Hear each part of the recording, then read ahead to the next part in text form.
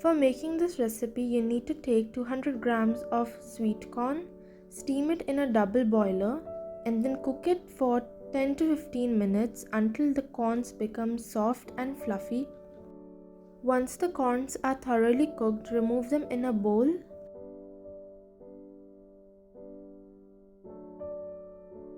Now add salt, then red chili powder,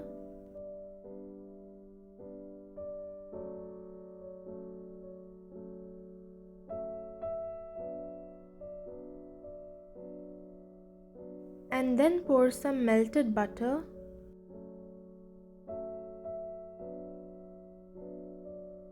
then some lemon juice, and now thoroughly mix all the ingredients. Now your sweet corn is ready. It is soft, juicy and spicy.